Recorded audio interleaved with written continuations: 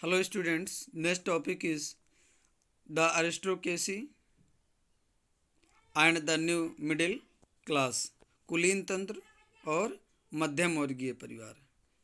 Socially and politically, a landed aristocracy was the dominant class on the continent. तो Europe continent में सामाजिक रूप से और राजनीतिक रूप से जो मजबूत थे ये लैंडेड अरिस्टोक्रेसी थे, जमींदार थे कुलीन तंत्र के. ये डोमिनेंट क्लास था यूरोप में. The member of this class were united by a common way of life that cut across regional divisions. The member of this class, तो इस क्लास के जो मेंबर थे अरिस्टोक्रेसी ग्रुप से, were united by a common way of life. एक तरह से ये एक दूसरे से संबंधित थे. जो है ये राजा महाराजाओं का, लैंडलॉर्डों का एक चैन था. That cut across regional divisions, तो ये अलग अलग रीजनल डिवीजन से संबंधित थे, स्थानीय क्षेत्रों से.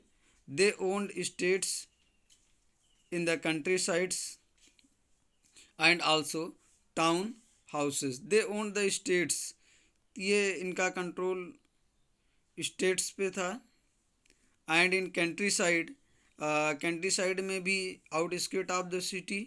स्टेट्स क्या है, ये एक तरह से डिवीज़न है सोसाइटी में, जो अपर लेवल, लोअर लेवल और middle class.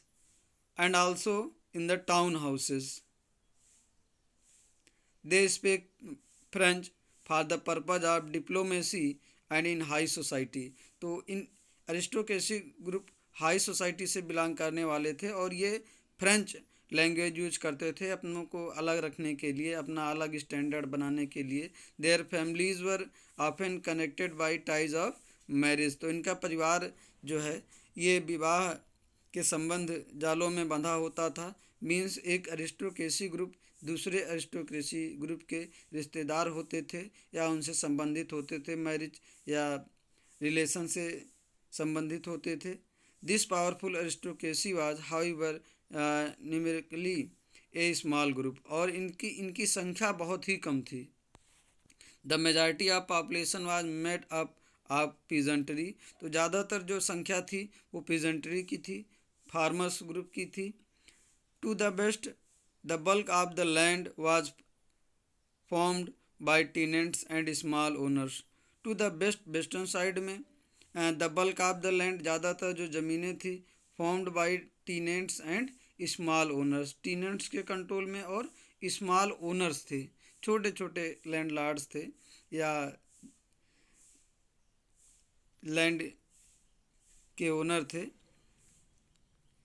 When in Eastern and Central Europe, eastern और सेंट्रल यूरोप में the pattern of land holding was characterised by vast states which were cultivated by serfs. ये जो pattern था central Europe में जो है land holding was characterised by the vast states. तो ये अलग अलग स्टेट्स या अलग अलग सोसाइटी ग्रुप्स में कंट्रोल था which were cultivated by serf. तो जो सर्फ के थ्रू जो है कल्टीवेटेड किया जाता था.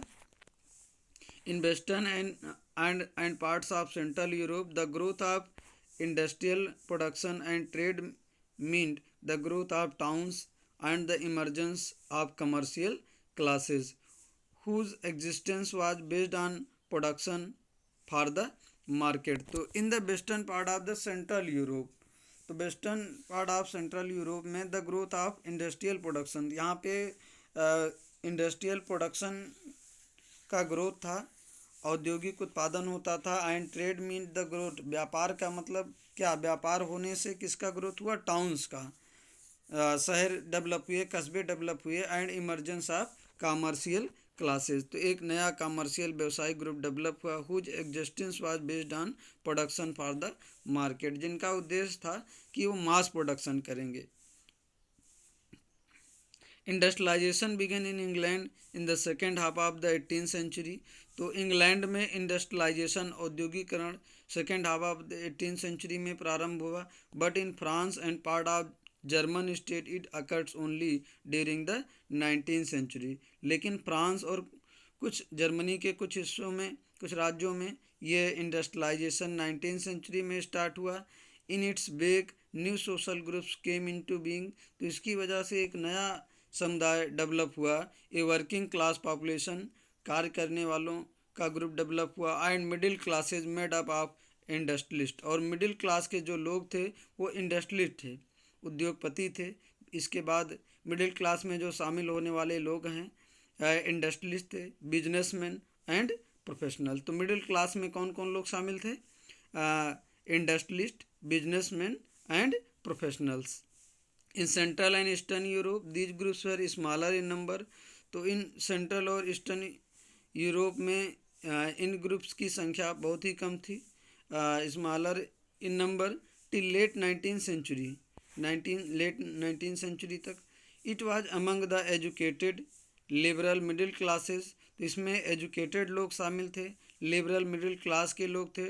Dead ideas of national unity following the abolition of aristocratic privilege gained popularity. तो यहाँ पे इन लोगों को, मिडिल क्लास लोगों को पॉपुलैरिटी तब गेन हुई जब ये जो अरिस्टोक्रेटिक ग्रुप थे, कुलीन वर्ग के लोग थे, जो इनका प्रिविलेज था, बर्थ राइट था, इसको हटाने के बाद मिडिल क्लास के लोगों को काफ़ी पॉपुलैरिटी मिली और ये लोग एक नेशनलिज्म फीलिंग डेवलप कराने में अपना विशेष योगदान दिए। Thank you.